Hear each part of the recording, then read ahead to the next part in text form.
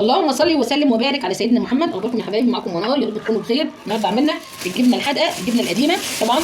ان شاء الله هيكون في فيديو لوحده بالجبنه القريش، بكميه جبنه قريش ازاي نعملها. وان شاء الله برده في فيديو تاني ازاي هنعمل القشطه زبده، وبعد كده نطلعها سمنه فلاحي بادي. وده الفيديو الثالث للجبنه القديمه الحادقه القديمه. تمام، احنا كده خلصنا البلاصه طبعا جوه في الفيديو. الطريقه تبعه للناس اللي لسه مبتدئه، اللي لسه اولى مطبخ طبعا. احنا كده هنحط الكيس كده عليه. تمام، ومعايا بقى العلبه ديت انا لفها بقماش واستريتش. هبدا كده ان انا ايه ادخلها جوه كده قوي، بحيث ان ما يدخلوش هواء. بسم الله ما شاء الله. بس كده. بعد كده هجيب كيس تاني وهربطه بقى كده ان شاء الله مع بعضنا يا حبايبي. دي الجبنه القديمه اللي انا بقول لكم عليها. ده كده عندنا ديت في الثلاجه. بسم الله ما شاء الله، طريه جدا وناعمه وطعمها روعه. جبنه قديمه ما فيهاش لا سوسه ولا دوده ولا فيها اي حاجه. هنمشي على نفس الخطوات. هتطلع معاكم زي كده. يا رب اكون بفيدكم في فيديوهاتي، يا رب تكون الفيديوهات بتعجبكم. ما تنسوش تعملوا لايك وشير وسبسكرايب وفعلوا زر الجرس عشان يوصلكم كل جديد من منار. ويلا بينا نشوف الطريقه بتاعت الجبنه القديمه ديت عملناها من الالف للياء ازاي. يلا حبايبي، احنا بقى عايزين نزود المش شطه سوداني حاره.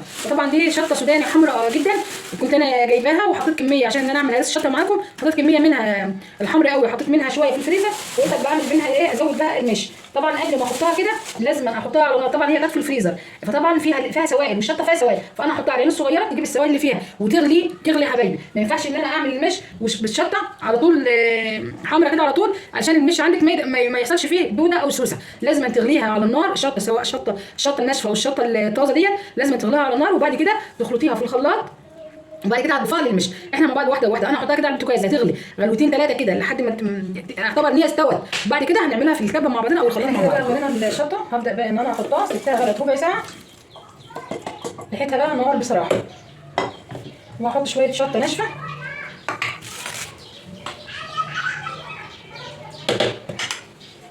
حوالي كده معلقتين. طبعا الشطه الناشفه برده لو احتاجنا هنحط. وهحط بقى شويه لبن من ده، وهفرمهم بقى كده في الخلاط وهرجع لكم. طبعا انا ضربت الشطه بقى كده، شايفين؟ بسم الله الرحمن الرحيم. المهم نعمها، وبقى فيها حتت كده عادي مفيش مشكله. بس اخد الشطه اللي على السلاح. طبعا انا حطيت شويه ملح، مش عارفه اقول لكم ولا لا. انا حطيت شويه ملح، حطيت تقريبا ربع كوبايه ملح عشان احط ملح كتير كده. شايفين؟ هوريكم بس حاجه كده. طبعا المرتة، عشان طبعا لو انتوا انا كده عملت ان انا هزود المش اللي عندي عشان انا عندي المش تقيل قوي. تمام، لو انا عايزه اعمل مش، لو انا بقى عايزه اعمل شويه مش، عشان طبعا لسه ايه اول مره هعمل، او عندي المش قليل وعايز ازوده، وعايز ازوده شويه مش تانيين، عايز اعمل مش جديد عن المش القديم اللي عندي، يا اما جديد يا اما قديم عندي وعايز ازوده. دي مرتة او عجوزه زي انت ما بتسميها عندك في بلدك، اسمها عجوزه او مرتة، مش عارفه في البلاد الثانيه بيقولوا عليها ايه. دي المرتة طالعه من السمنه البلدي. انا طبعا عاملاها في البيت زي ما قدامكم كده، بسم الله ما شاء الله. وادي السمنه ولا لكم برده لسه والله يعني ما بردتش. بسم الله ما شاء الله. لها فيديو لوحده ان شاء الله، لها فيديو لوحده ان شاء الله، هتلاقوه نزل ان شاء الله بامر ربنا. ان شاء الله هحط لكم في صندوق الوصف بامر ربنا. المرتة بقى هنجيبها هنشتريها، يا اما هنعملها في البيت زي ما عملنا كده الفيديوهات اللي قبل كده. المرتة هناخدها نحمرها شويه طبعا لو ما فيهاش، طبعا انت لو اشتريتها مش هيكون فيها سمنه كتير كده. هتحط لها شويه سمنه عاديه من عندك مفيش مشكله، وتشوحي فيها لحد ما تبقى اللون الذهبي الغامق شويه، زي ما تكون كده اللون المكرمل الفاتح. تمام، دخلتها اللون البني الفاتح. بعد كده هتطفي عليها وتسيبها تهدى. وبعد كده هتاخدها في الخلاط تضربيها مع شويه لبن او شويه حليب. بس الاول الحليب لازم يكون مغلي، لو انت هتزودي حليب لازم الحليب يكون مغلي وبارد. وبعد كده هتحط عليها، هتضربوهم في الخلاط مع الحليب المغلي او والشطه الناشفه او الشطه السوداني زي احنا ما حطينا كده. كده يبقى انت عملت كده مش، يبقى انت عملت مش جديد عشان تضيفيه على القديم، او عملت مش جديد عشان تعملي فيه الجبنه القديمه. تمام كده، هي دي طريقه المش. وان شاء الله انا هحط لكم فيديو طريقه المش بالظبط بالمظبوط زي انا ما قلت لكم دلوقتي في صندوق الوصف، ازاي تعمليه في البيت من قناه المطبخ المصري البسيط.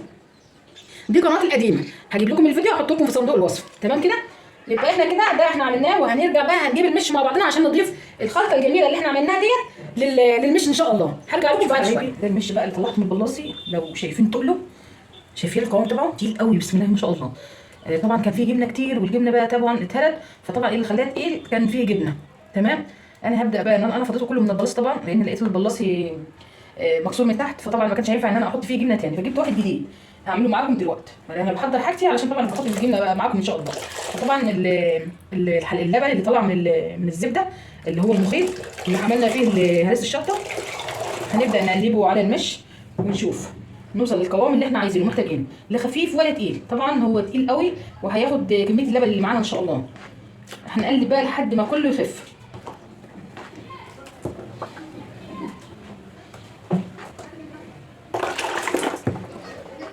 وهنجيب شويه شطه برده ناشفه، هنزوده شطه ناشفه.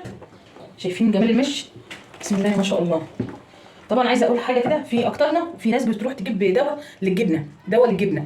الدواء ده غلط، انا مش عارفه اسمه ايه، هو دواء للجبنه. الدواء ده غلط، غلط كتير. فانت عشان تعالجي السوسه الدوده هتحطي شويه ترمس مر او شويه حلبه مره في حاجه، وفي قطعه قماش، وتربطيها وتسقطيها على الوش مع شطه، وتكتري شطه بس على الوش، لا هيحصل فيه دوده ولا سوسه ولا اي حاجه ان شاء الله. شايفين قوام المش؟ بسم الله ما شاء الله. طبعا هو كده في البوله، هسيبه زي ما هو في البوله لحد ما اعمل معاكم البلاصي، عشان اقول لكم بس طريقه البلاصي بينتهي ازاي. الجديد، البلاصي الجديد طبعا ده البلاصي جديد، كان كله فخار من بره وجوه. طبعا انا جبت نص كيلو اسمنت وعملته اسمنت فقط بدون رمل، وحطيت عليهم شويه ميه وعملته كده من بره بس، من الجناب بس بره. جوه بقى شايفين، لو شايفين معايا طبعا نقعته، حطيت مليته ميه 3 ايام وسبته 3 ايام شبع ميه، علشان طبعا لو احنا لو ما حطيناش ميه 3 ايام فيه عشان طبعا يشرب ويشبع، يبقى الفخار كده هيشرب مننا المش كله، وهنحتاج ان احنا نزود كل شويه حليب ومش عارفه ايه وكده. فاحنا مش عايزين الحركه دي. ساعه ما نجيب البلاصه هنعمله بنص كيلو اسمنت من بره، هيطلع بالمنظر ده، وهنسيبه يومين ينشف. وبعد كده هتمليه ميه، وب3 ايام تسيب الميه فيه، كل الميه ما تنقص منه هتزوديه ميه، وبعد 3 ايام او 4 ايام هتدلقي الميه طبعا في الحوض وتسيبيه ينشف. بعد ما تسيبيه ينشف معانا بقى الشرش بتاع الجبنه حطيته فيه، حطيت الشرش بتاع الجبنه فيه، الشرش اللي هي الميه بتاعت الجبنه لما صفيتها حطيتها فيه يوم كامل، وبعد كده دلقتها في الحوض. تمام. جيت بقى هاجي دلوقتي، دي اخر مرحله بالنسبه للشرش بتاع الجبنه. معانا حته سمنه، هندهن بقى البلاصي ده من جوه كله. حته سمنه حوالي 3 معالق سمنه، وهناخد شويه طحينه تبقى جميله جدا. هنحط الطحينه كده على السمنه، طحينه سمراء عادي، طحينه بيضاء اللي عندك هتعملي بيه. حوالي 3 معالق طحينه، 4 معالق. انت بقى هطلع بس بالمعلقه عشان هي طبعا تقيله في البرطمان. يبقى انا كده حطيت طحينه 4 معالق او 5 معالق طحينه على السمنه، وهاخد السمنه دي كده هحطها في البلاصي، وبايديا بقى ادهن البلاصي من فوق لتحت، كل البلاصي بالسمنه والطحينه. حركه مهمه جدا هتخلي الجبنه بتاعتك جميله جدا، عشان البلاصي طبعا لسه جديد ناخد بالنا، وهتلاقيها جميله جدا. بسم الله ما شاء الله. ثواني. وانا بقى كده بقى طبعا انتوا مش هتشوفوني وانا بعمل، مش عارفه بقى هتشوفوني ولا لا، نشوفوا مع بعضنا. بسم الله. بدات ان انا ادخل ايدي واخد كده ادهن البلاصي. طبعا انا حاطه حته قماشه تحت البلاصه عشان ما يتهبطش في الرخام، ناخد بالنا قطعه قماشه تحت البلاصه عشان ما يتهبطش يا حبايبي. بدات ان انا الف البلاصه اهو بالسمنه والطحينه، دي حركه مهمه جدا، وهنسيبه يوم بالسمنه والطحينه قبل ما نحط فيه الجبنه وقبل ما نحط فيه حاجه. تمام. هتهنا البلاصي، دهن البلاصي زي ما قدامكم شايفين من جوه، مش عارفه انتوا شايفينه ولا لا، من جوه زي بره. ايوه شايفين اهو تحت اهوت، لو شايفين معايا شايفين كده دهنته. هسيبه يوم كامل، هسيبه يوم كمان وهنرجع. طبعا احنا عملنا الجبنه مع بعضنا، عملنا المش مع بعضنا، جهزنا كل حاجه، وعندنا الشطه الناشفه وعندنا حلبه، وان شاء الله لما نجيب ترمس مر هنحط برده ان شاء الله شويه ترمس مر. ممكن تحط الترمس المر ده مع الجبنه نفسها، بتيجي تاكليه بتلاقي طعمه جميل قوي. بعد فتره لما تيجي تاكلي الجبنه القديمه بتلاقي الترمس متخلل وطعمه جميل، وبتحطيه حصى عادي، بتجيبيه من عند العطار الترمس المر والحلبه وتحطها حصى. بس الحلبه عشان حبيبات صغيره لازم تحطيها في قطعه قماش قط او شاشه قط وتربطيها، عشان طبعا حبتها صغيره، انما الترمس حبته كبيره مفيش مشكله. انا كده ان شاء الله هرجع لكم ان شاء الله. تاني يوم هنحط مع بعضنا بقى الجبنه ونحط عليها المش عشان نبقى ماشيين واحده بواحده ان شاء الله. يبقى دي طريقه اللي ممكن تحطي عسل اسود. في ناس بتحط عسل اسود بدل السمنه وبدل الطحينه، عسل اسود في بتدهن البلاصه الجديد بيه. انا عملت ان انا حبيت ان انا احط سمنه وطحينه. طبعا المش انا عاملاها قبل كده معاكم على قناه المطبخ المصري البسيط، ان شاء الله هحط لكم الفيديو تبعه في صندوق الوصف عشان تشوفوا طريقه المش بالمظبوط حتى مع الطحينه. فانا طبعا فعشان البلاص القديم اتكسر من تحت، فطبعا انا حبيت ان انا اعمل على القناه الجديده معاكم الجبنه القديمه ازاي تعمليها، تقعد عندك من سنه لسنه، وتقعد عندك سنتين وثلاثه، مش بيسيبها اي حاجه، تبقى طعمه وجميله. هرجع لكم ان شاء الله تاني يوم ان شاء الله. حبايبي الجبنه القريش بعد ما حطينا عليها ملح كتير وسيبناها يومين كده بالملح لحد ما نشفت خالص، وبعد كده هنحطها في البلاصي وهرجع لكم ان شاء الله وانا رصاها في البلاصي. بس اهم حاجه ما نضيقش واحنا بنرصها، لا هنسيب مسافه بين الرصات وبعضها ان شاء الله. انا كنت مصوره فيديو واحنا بنرص، بس الفيديو ده طبعا اتحذف مني غصب عني. فاحنا كده بعد ما رصيناها هنرصها بقى زي ما قدامكم، هنرصها كده زي ما تشوفوها في البلاصه. اهم حاجه ما نزلناش الجبنه. وده منظرها بعد ما نشفت خالص. اهم حاجه لازم تكون ناشفه الجبنه، ويكون المش تبعنا ما يكونش ملحه كتير. ده اهم حاجه عشان الجبنه القديمه تلاقيها زي الزبده كده وجميله وناعمه كده وتاخد لون بسرعه وتبقى لونها زي القديمه بالظبط.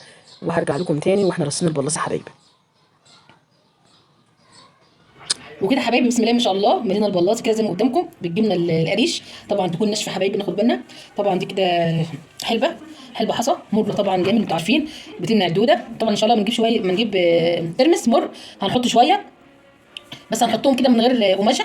وطبعا انا حاططهم كده في قماشه الحلبه، وهربطها بقى، هربط القماشه ديت ربطه كويسه. احنا كده هنحط القماشه كده في الحلبه، وهنبدا بقى نحط المش تبعنا. طبعا المش اهو بسم الله ما شاء الله زي ما قدامكم. جبت دول صغنن بقى كده، او كنكه اي حاجه، او كوبايه ستانلس اي حاجه بقى. وهبدا ان انا احط في البلاص بسم الله على الجبنه كده. المش طبعا ما يكونش حادق، يكون ملحه مظبوط، عشان طبعا الجبنه تبعك تكون زي الزبده كده. لما تيجي تطلعيها تلاقيها طريه وجميله واخده لون بسم الله ما شاء الله. هنملى كده عليها البلاص مش، وارجع لكم تاني. معايا بقى معلقه شطه نحطها بقى على الوش كده، معلقتين كده، حط كمان واحده. طبعا المش بيكون عايز شطه على الوش كتير، علشان طبعا برضو ما يحصلش فيه دوده سوسه كده يعني.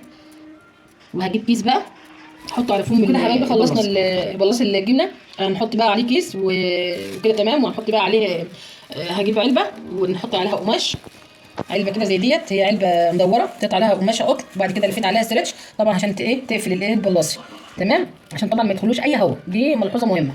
ويا رب اكون فدتكم فيديوهاتي، يا رب تكون فيديوهاتي تعجبكم. ما تنسوش تعملوا لايك وشير وسبسكرايب وتفعلوا زر الجرس عشان يوصلكم كل جديد من منار. والسلام عليكم ورحمه الله وبركاته.